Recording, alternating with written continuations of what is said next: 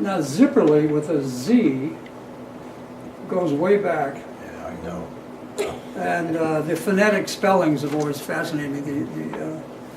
The names get spelled so many different ways. If you want to picture 8 and 10-year-olds swimming at Crystal Lake Dam, Peter was one of them. Right? That was a long time ago.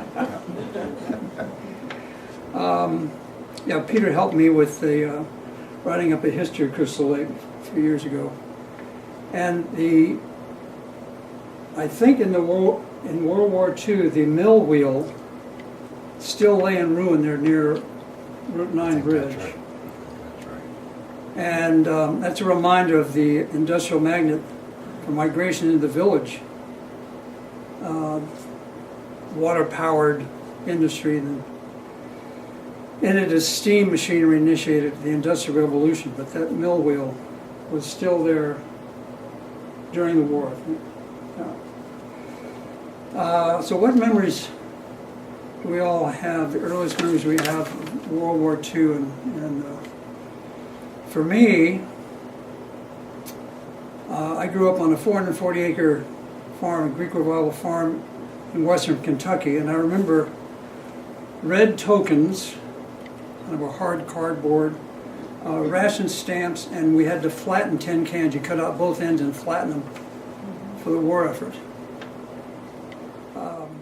And yeah, witness to Rhinebeck history. Peter was in the plumbing business and in mayor for how many years? 30. So thanks, Mayor, for your recollections of Rhinebeck from World War II to the 50s Korea times. Welcome. All right. Thank you.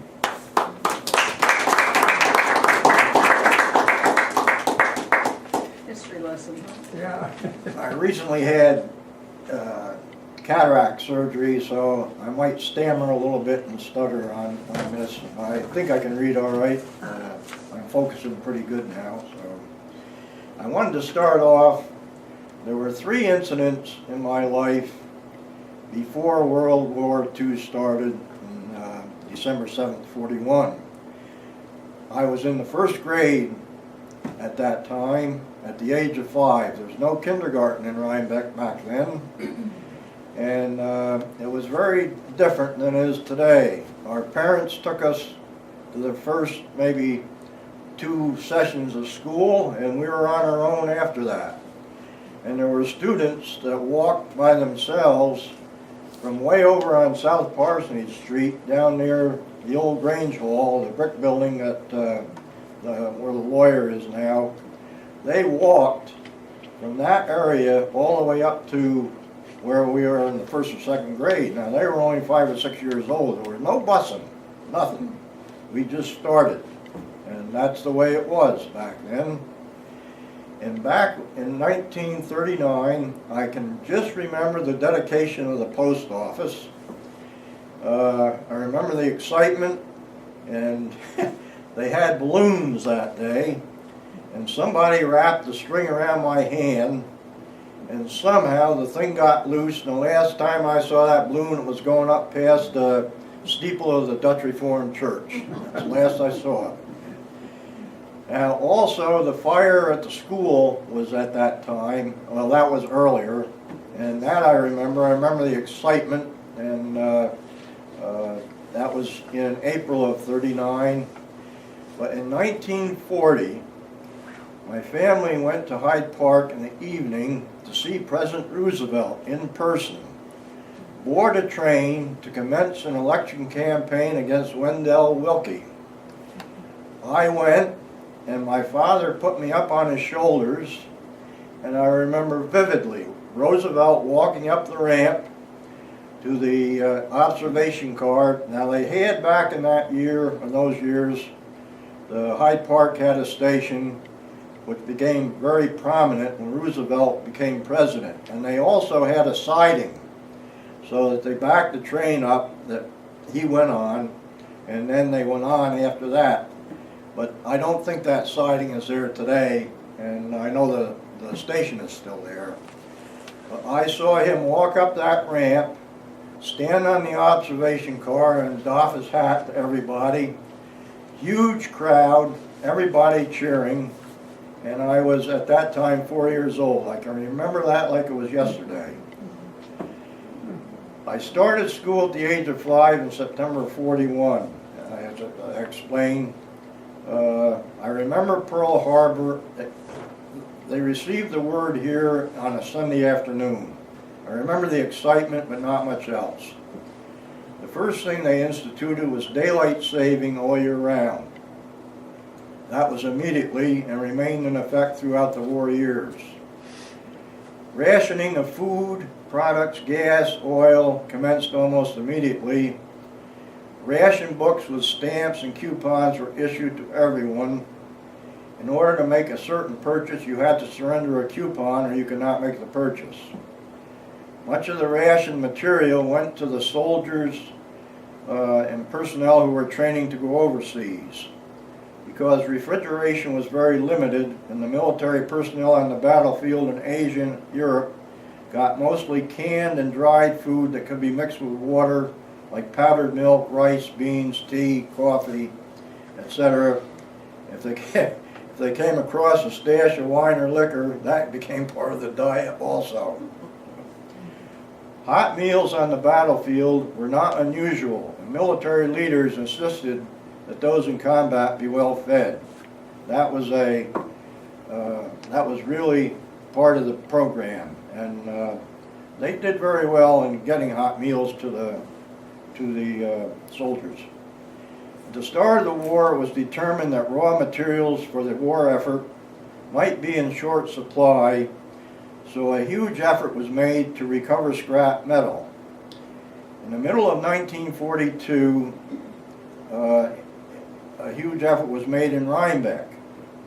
An empty lot near the Beekman Arms on West Market Street, it's now occupied by the Beekman Arms Motel, part of it, was the main depot, but the Methodist Church Parish Hall on East Market Street, where I attended first and second grade, became a secondary depot.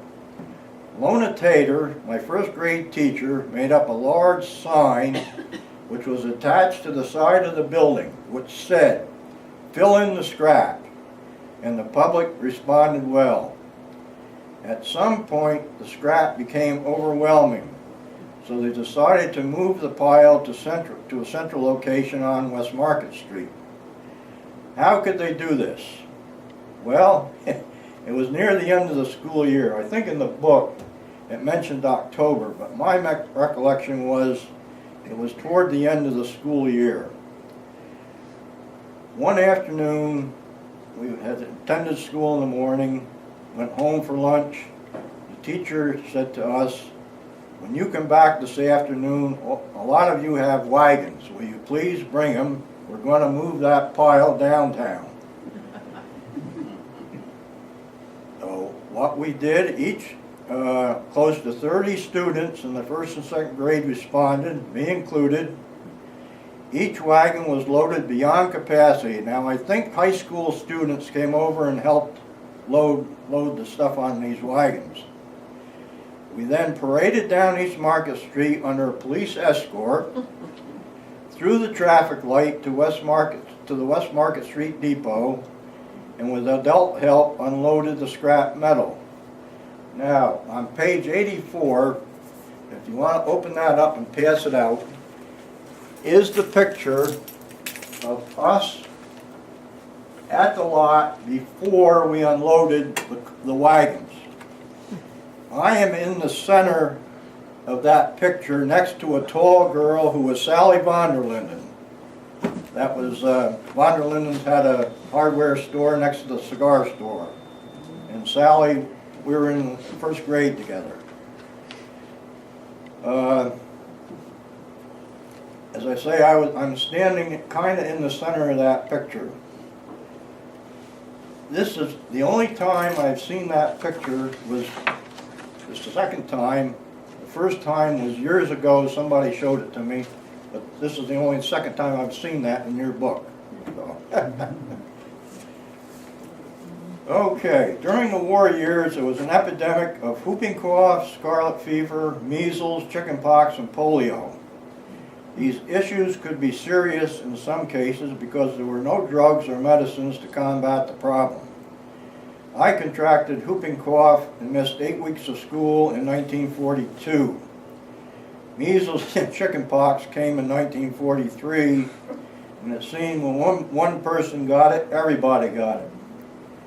In 1944, an epidemic of polio occurred, and during the summer, we were quarantined and could not go swimming and had to stay away from the movies or any crowded areas. That was very serious. There was nothing back then. When you contracted polio, you generally wound up in an iron lung. Anybody remembers that. There were very few people that ever got out of it. That was the only thing that could help you breathe.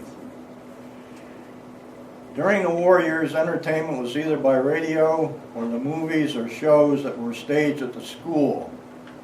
Christmas shows were especially great. Radio shows were done live and included Kate Smith and Fred Waring, along with mystery theaters and detective programs. For the youngsters like me, there was Captain Midnight, the Lone Ranger, Terry and the Pirates, along with others. The movies were great. There was the Star Theater, the Lyceum Theater in Red Hook on East Market Street, the building is still there, and the Pine Plains Theater. Sidney Cohn and Philip Eisenberg of Red Hook owned and ran the 3 theaters, and the movies were first run, including the news of the day and other short features along with the main movie. Movies were shown twice at night on weekdays and 3 times during the weekends, being in the afternoon and at night. Children on Saturday and Sunday paid 20 cents during the days and 25 cents at night. Adults 40 cents during the day and 45 cents at night. Wednesday night was bingo night. In between the feature movies, they had a bingo and a jackpot prize of $50. The theater was usually filled to capacity, which it was. Now, getting back to the war effort, initially people were drafted up to the age of 45 when the war started. But this did not work out due to heart and health problems. You've got to understand, back in those years, people did not have medical checkups like they do today. People with heart and serious health problems were in the hands of the Lord, really. This problem carried through in early military training so that the age was reduced to 35. Older people went to work in defense plants, such as IBM, who manufactured rifles. All the big car companies manufactured jeeps, military trucks, tanks, and planes. It was absolutely amazing how these corporations could, in a very short time, retool their operations to support the war effort. Many women went to work in these plants as well. As a means of financing the war effort, war bonds were sold and became an instant success. School children were giving war bond stamp books, and they purchased from the teacher stamps valued at 25 and 50 cents. When the book reached $18 worth of stamps, a bond was issued, which when held for 10 years would yield $25. Adults could purchase bonds in larger denominations at any bank or post office. As time went on, the bonds would mature at a faster rate, and they reduced it to 7.5 years. Also, the bonds would continue to add interest after the date of maturity, and they were tax-free.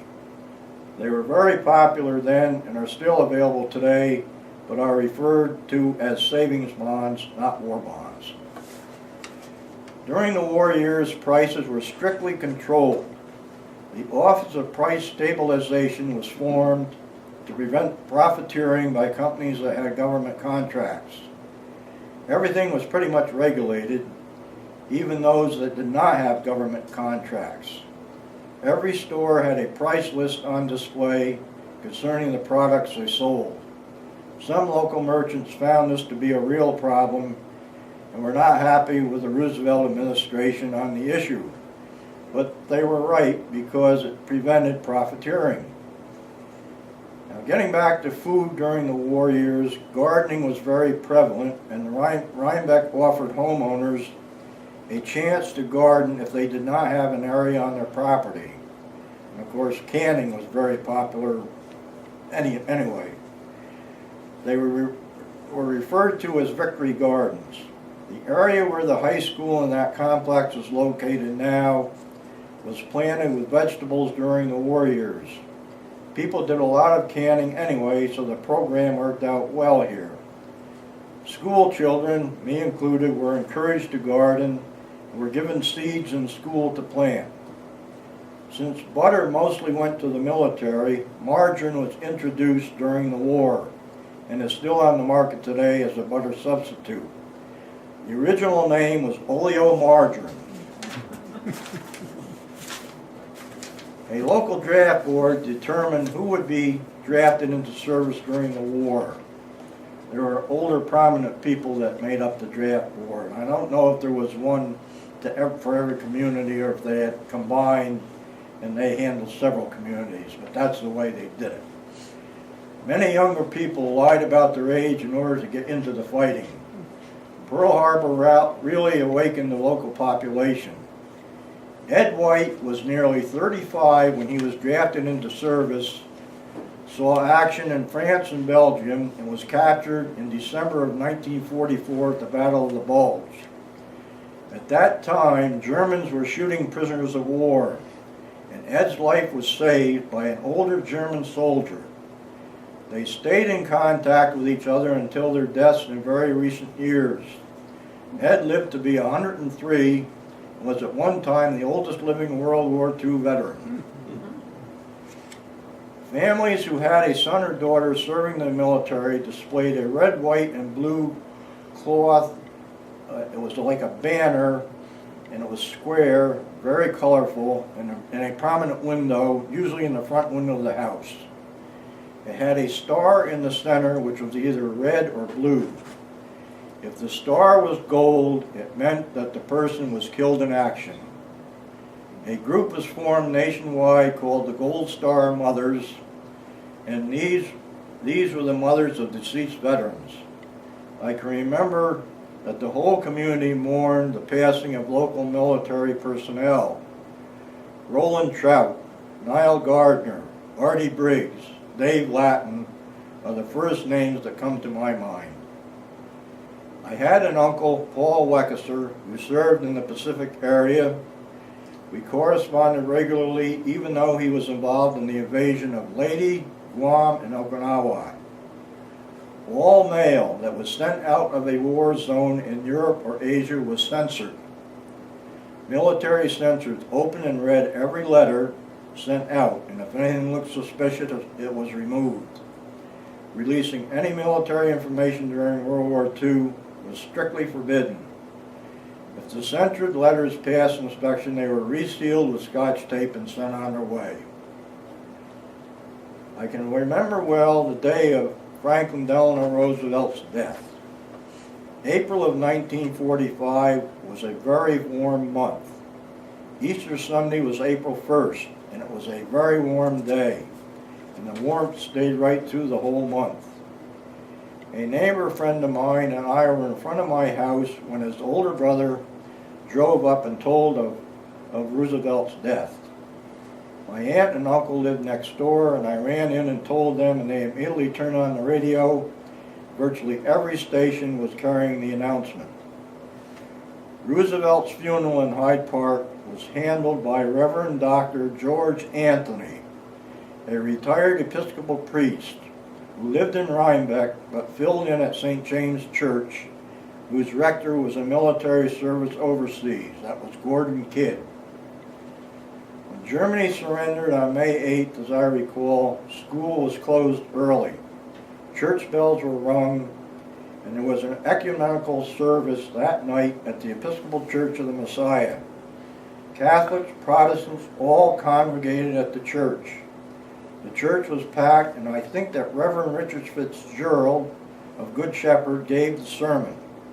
I was there, and I remember the ushers bringing in extra chairs for people who were standing. My Uncle Paul Wexler returned from the Pacific about 3 weeks prior to the bombing of Hiroshima. It was a happy time for our family, and when Japan surrendered, Rhinebeck celebrated. Everyone went to the center of the village near the Beekman Arms and just celebrated. It became a sad time for my family.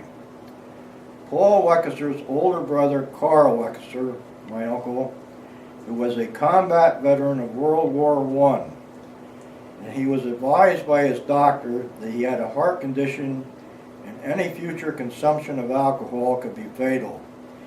He was quite a heavy drinker, and he had stopped drinking for about 2 years. However, he told his close friends that when the Japs surrender, I'm going to tie one on. That's what he said. VJ night, he went to Charlie Harder's Tavern, and he had a heart attack 2 days later and died. The American Legion handled the funeral at the cemetery, and that situation put a damper on some of the festivities, as Uncle Carl had a lot of friends and acquaintances. He did, locally. Transportation during the war was mostly by train or bus. When the New York Central system was installed in the 1860s, there were 2 main tracks to New York City from Albany. Eventually, 2 more tracks were added from Rhinecliff to New York. Just north of the Rhinecliff station was a switching area where the 4 tracks were reduced to 2 onto Albany. That's up near where the water plant is now. That was the switching area. During the war years, there was a constant flow of rail traffic through Rhinecliff. People enjoyed watching the trains, observing the trains coming and going to the Rhinecliff station. We all thought that was great. Our parents would take us down. We waved to the engineers and they'd wave back. But there were trains in and out of that station constantly during the war years. Also, during the war years, there was no ferry service. Going to Kingston meant going to Poughkeepsie or Hudson to cross the Hudson River by bridge. Ferry service commenced after the war with a new ferry, the Governor George Clinton, and it was an all-metal modern ferry boat that ran until the Kingston-Rhinecliff Bridge opened in 1957. During the war years, the observation tower on Mount Rudson was fully manned to check on possible enemy aircraft. John Ox, some of you know John, a Rhinebeck resident, now 95 years old and in reasonably good health, was one of those assigned to work the tower. He is presently the oldest living member of our Legion post. Harold Van Kuren, some of you remember Harold, he worked for Central Hudson, his brother Bus at the fishing contest. Harold was in service and was assigned as a guard at Roosevelt's estate in Hyde Park. German prisoners of war were brought over from Europe by boat and interned at Greenhaven Prison. Wes Westrom from Minneapolis was a guard at Greenhaven, and he was in service at that time. Married a Poughkeepsie girl and became the regular catcher for the New York Giants baseball team from 1950 to 1957. Many local people knew Wes.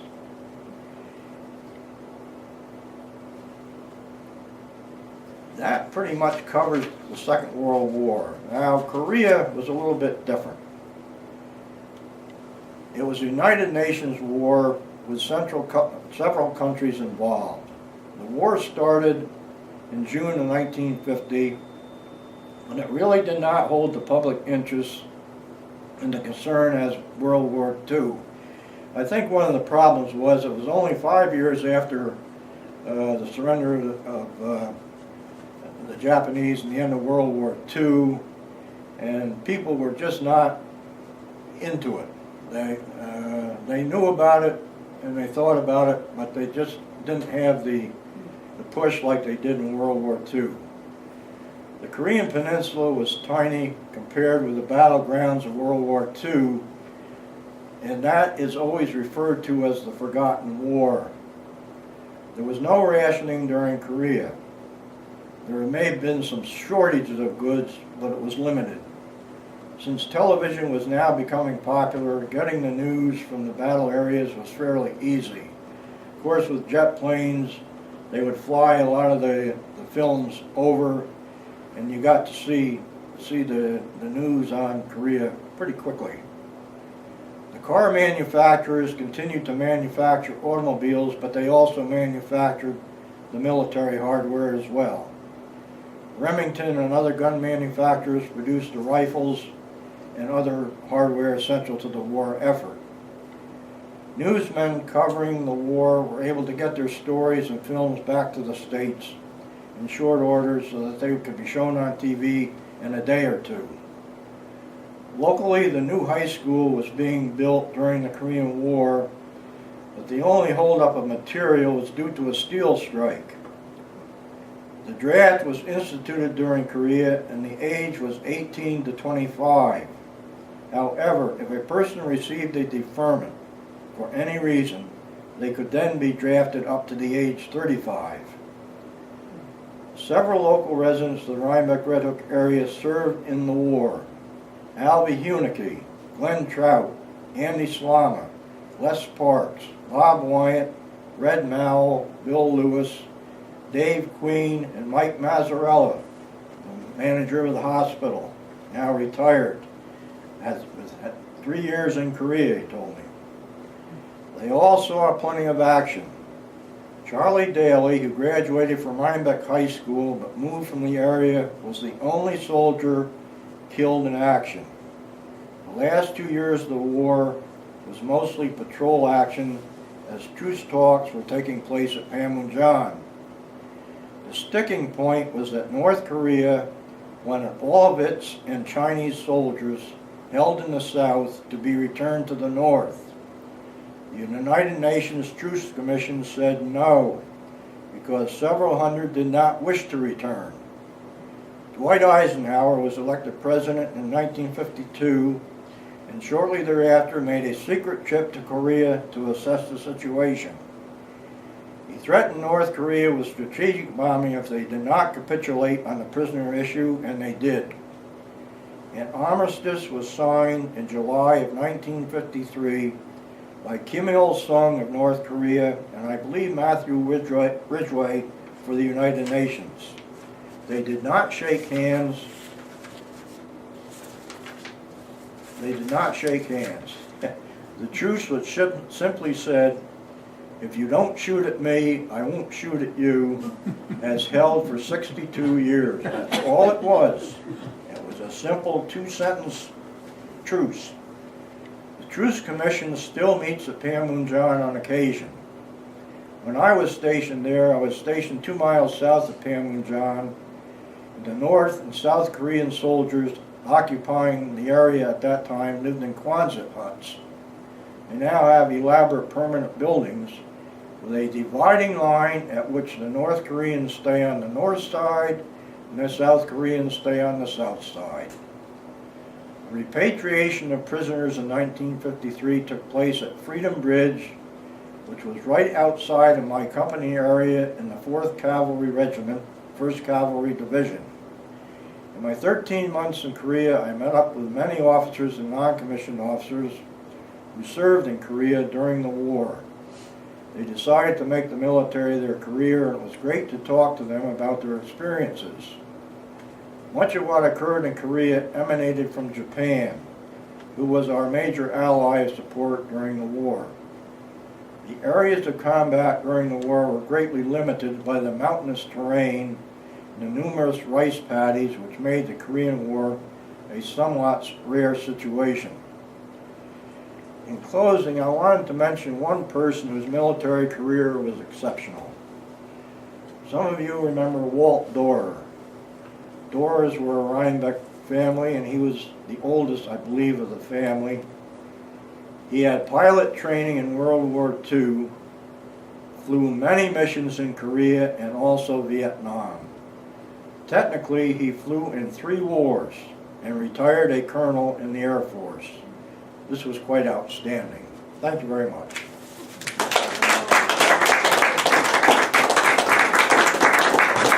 If you have any questions, I'll be glad to answer. Pete, I have one. Was Monty Anderson over in Korea? I always had the impression that he served over. Well, Monty was in 2 wars. He was in the Second World War, Yeah, and he was in like the OS, he was in a special unit. And he could speak Japanese quite fluently, and I think they utilized him. They always said when Doolittle did his raid on Tokyo, there was a submarine in the Japanese harbor that Monty was in. And he was able to speak Japanese and had some connection with that. Now, as far, I think he was in Korea too, but I'm not sure what he was doing in Korea, what his job was. okay, He was an officer, yes. and obviously he saw some amount of action, no question about it. I think that aircraft observation tower that you were talking about is one that Elma Williamson, who has been a member of this organization for a number of years, when she was living living in the village, they used to house the Army soldiers who worked at that tower at her boarding house. And that tower, as I understand it, operated because we were afraid that enemy bombers would look for the Hudson River and come down the Hudson to Hyde Park because they knew that Roosevelt's home was in Hyde Park. Have you heard that as the rationale for I never that heard tower? that. I figured it was because, well, they had observation areas on the eastern seaboard, pretty much.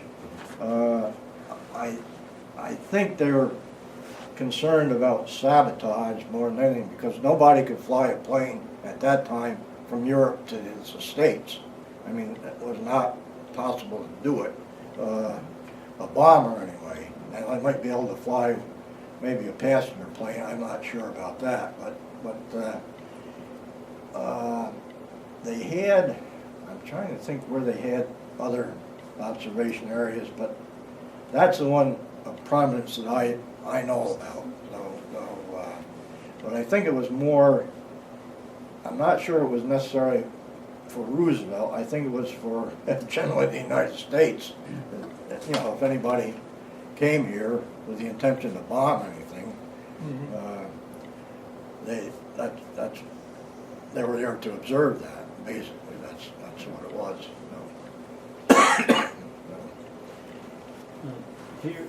When you shipped over to Korea, how long did it take you to get, did you ship out of Seattle? No, I shipped out of Oakland. Okay. How long did it take you to get to Korea? Well, I went actually shortly after I came back.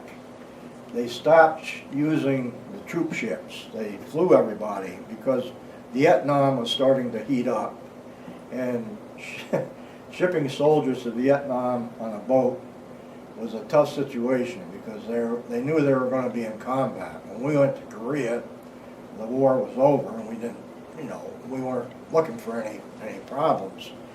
It took me to go over 3 weeks.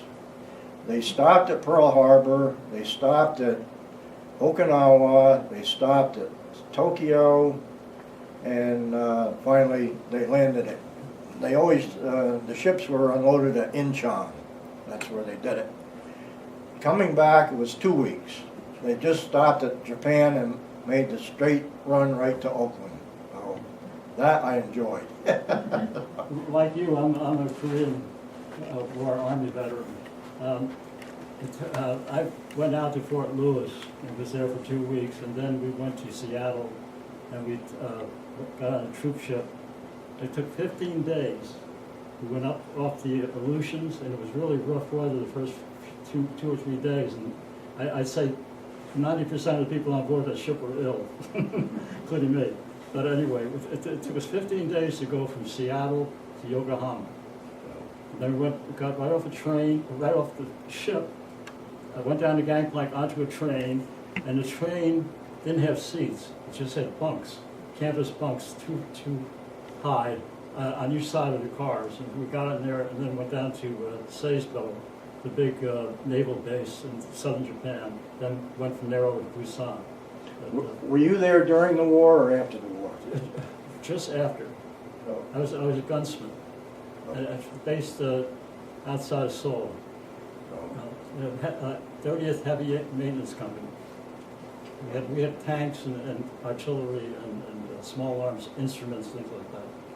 So I was small arms, machine guns, things like that. Yeah. I never made Seoul, as far as I got was in job. But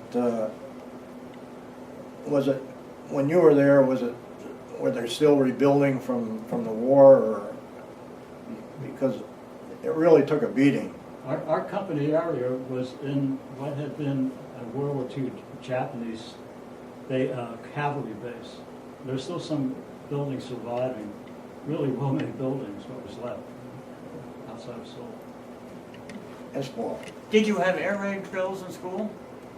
Not in school. No, you didn't get No, out of I didn't mention that in this, but they used to have, during the Second World War, blackouts, they called it. Yeah. They would, I don't know if they rang the siren or they notified the public that there was going to be a blackout. And they had wardens with flashlights that would go around, tell people to shut their lights off. Yeah. And it was an effort to make sure that if bombers came over, that the community would be dark and they wouldn't be able to tell where anything was. That was the issue. They had them, I can remember maybe, not over a half dozen at the most during the war years. So possibly as time went on and the war effort seemed that the Germans were going to be defeated, they stopped having them. But initially, when they first started, they did have them fairly often. My father was a warden, and he'd walk around the neighborhood wherever it was flashlight. There was an old lady that lived across from me. She was deaf, so she wouldn't hear, when they were going to have this. And my uncle was one of the wardens. He'd go knock like heck on the window, and finally she would respond, and he'd tell her to shut her lights off. She was usually one of the last ones to do it because she was so deaf, she could not hear. So. Barbara Frost used to tell stories about when she was a kid, and she would have been older than you, Pete, but she would talk about how FDR would come through on every campaign, and his last stop would be in Rhinebeck, where he knew he wasn't going to be elected. But it was part of his tradition, and he'd stop at the Beekman Arms, and she said she would have to go out and buy all the brooms she could find in town, because they had some silly parade where they'd light the brooms on fire to welcome the Democrats to Rhinebeck. There were very few of them apparently, but they wanted to be seen. Dow was his cousin, ran the Beekman Arms. At that time. Yes, Tracy Brown's. Well, Carol's father was quite a Democrat. Lee Huber your father was a great Roosevelt supporter, and I remember people He was talking in the about post that. office when that was built. And that was because of his friendship with Roosevelt. Instead of cops and robbers or cowboys and Indians, you played Germans and Japs like we did, Allies and Axis. I didn't mention this, but all the kids' games, if you had a dartboard during the Second World War, they had a face, and it was usually either Hitler or Hirohito. And that was common during the war. Any games where there was going to be, somebody was going to get whacked, their caricature was put on there. It was funny, but that's the way they did it. That was, We had I worked at the cigar store. Bill Cole had it. He had a monopoly in town. If you wanted a newspaper, he stopped having you people deliver the newspapers. You used to go in mornings early, downstairs, and ride your bicycle, and pretty soon they got so many complaints about the paper didn't go on the porch and things, and I was in there. I was alone. I was answering the phone for Western Union. I would get the phone calls for the people that were dead. And I'd call Bill Cole and I said, I can't go deliver that. I'm too young to go deliver that message to the family. You have to go. But he had, if you wanted a newspaper, you had to come in there. If you wanted cigarettes or so forth, they weren't allowed to be sold in any other store in town. Not in your grocery stores and not into any of those. So I had all that. Comics. Kids in there for the comic magazine. And he had magazines and he had a soda fountain there, but we didn't do very much on that. But your main things for cigars and pipe tobacco and all that stuff, you came in there and got it. The newspaper, you came in. So I knew everybody in town. And I was a kid. I mean, I went there at 14 and I dreaded that Western Union thing. I didn't want to answer that. You remember Ray Pink? yep. Yeah. There were quite a few different ones, or they were wounded in battle and so forth. But that's where Western Printing was, and Western Union was, and the movie house. He came down on Sunday morning, and he would help downstairs. Then I would come in. He'd disappear. But when it got time for the movie house to open up in the afternoon, down he'd come and he'd stand in the doorway and he would put down everyone that was going in, put down how many were going into that movie house, because he didn't buy that movie house when he could have bought the movie house. So now he's telling me, look at that, there goes another one, there goes another one. I said, I don't want to hear it, Bill, I don't want to hear it, I got too much up here. Look at the money I'm losing. And finally I said, well, you didn't know enough to buy it, you know. But that was a ritual with him. Every Sunday and Saturday, he'd stand there in that doorway making a thing of all the money that he was losing. And he didn't even own it. He didn't know enough to buy it.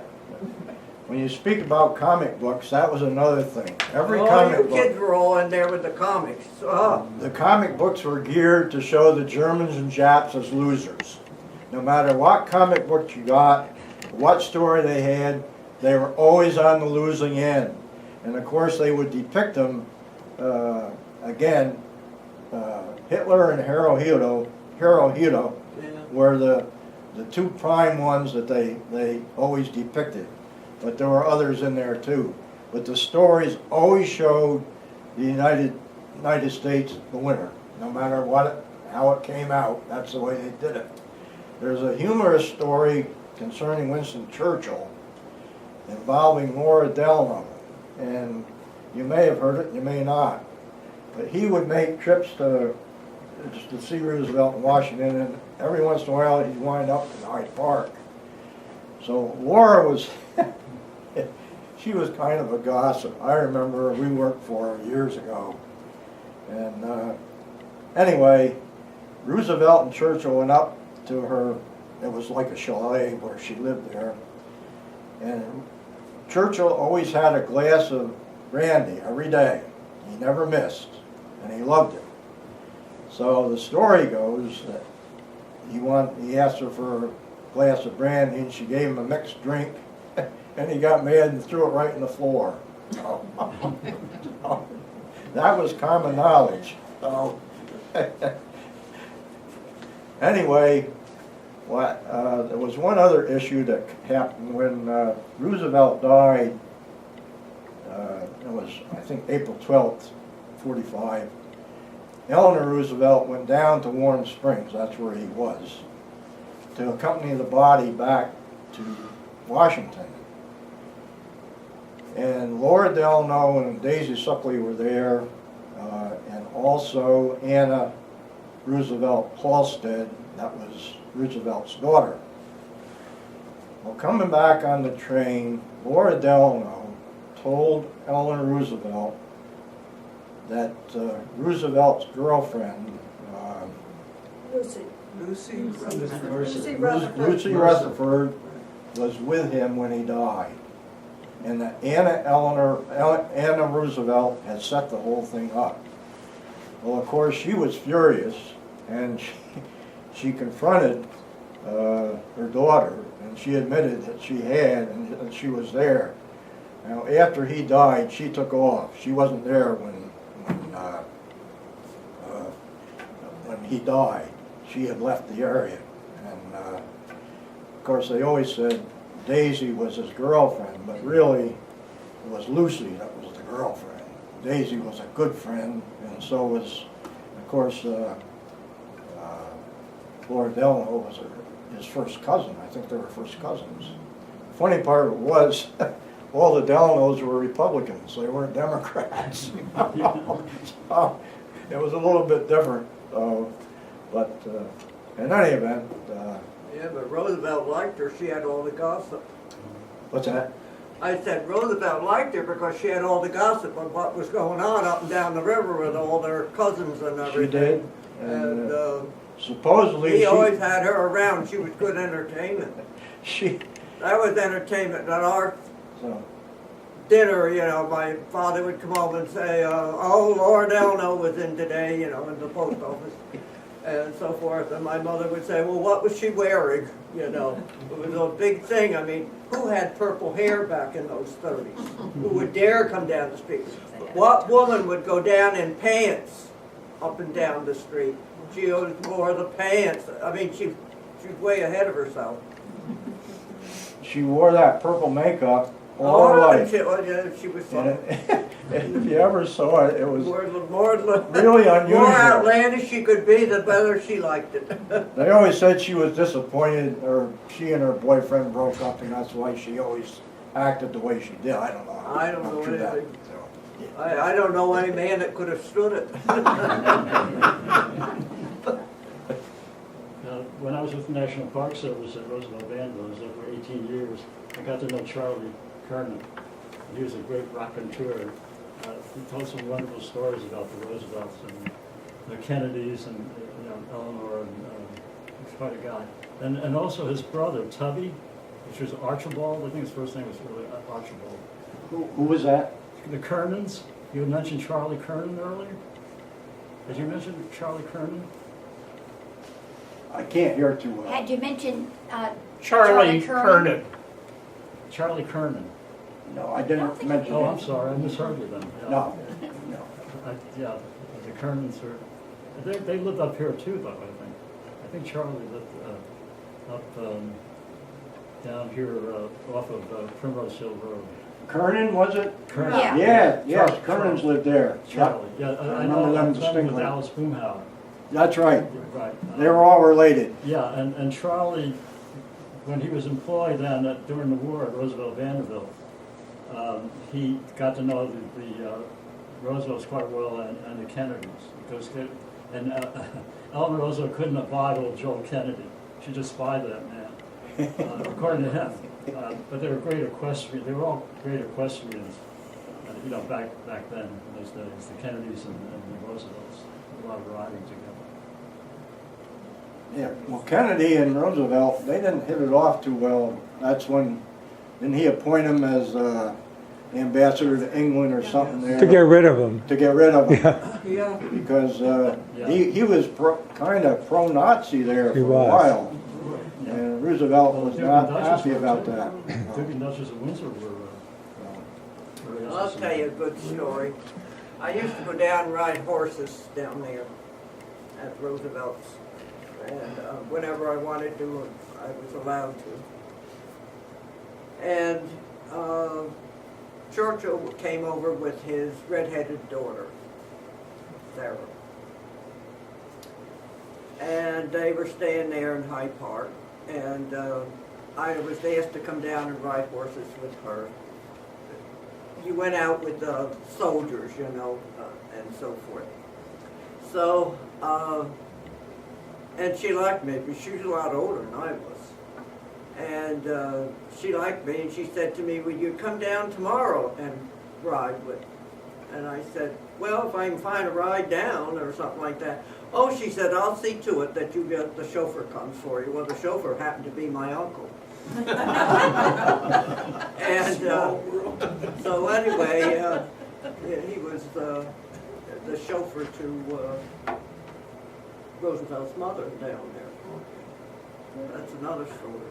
But anyway, so she said to me, "Now I want you to meet my father." Well, I knew who Churchill was, you know, and so forth, but you know, I wasn't impressed. I've never been impressed. I like people the way they are, you know. I don't like any of that other stuff. So anyway, we're on the horses and we come around the front and there's gravel there. So out of this front door comes this man. He's got a hat on his head. Worse old looking bathrobe. Old brown thing, one of those brown mohair thing, I can remember it yet. And run-down slippers. Now she says, "Don't be surprised, but he will take those slippers off when he gets over here on the grass, and then he'll run his feet through the dew." Well, she was right. That's just what he did. He came over, and she said, and he wants to meet you. I thought to myself, what's he want to meet me for? So anyway, he came over and he was just as nice to me as you would think I was a celebrity or something, you know, the way he carried on. And he would, you know, he was very nice, you know, but it was true. That's what he did, was come out there to put that dew in his feet. But if you ever could have seen the way he was dressed, you would have thought he was some old hobo coming, you know. Run-down slippers, that mohair thing must have been around for 50 years, and hat on his head, and he was smoking, and he did put the thing down. When he came to me, he put it down and introduced. But I never saw anything quite like that. And, you know, Eleanor didn't like him that much because, when he came, because they would sit up to 2 or 3 o'clock in the morning and do the drinking and the things, and she knew that her husband at the time was not well. She knew it, you know. It was kind of trying to keep it covered up that he was a very sick man, and this did not help, you know, so forth. But they wouldn't go to bed, and Eleanor. And one day she came through, and I was there in the garden waiting to go home, and I said to her, "Why don't you stay at the house there? Why do you go over to your brother's?" And she says to me, "Oh, Carolyn, there's no room for me at the house." She often went over to the other place. She didn't stay in the house when all that royalty and stuff came. That wasn't very impressive to Eleanor. You know. Well, I want to thank Peter for a wonderful talk tonight and giving us a little bit of the history of Rhinebeck during the wars. And thank you for doing this, Peter.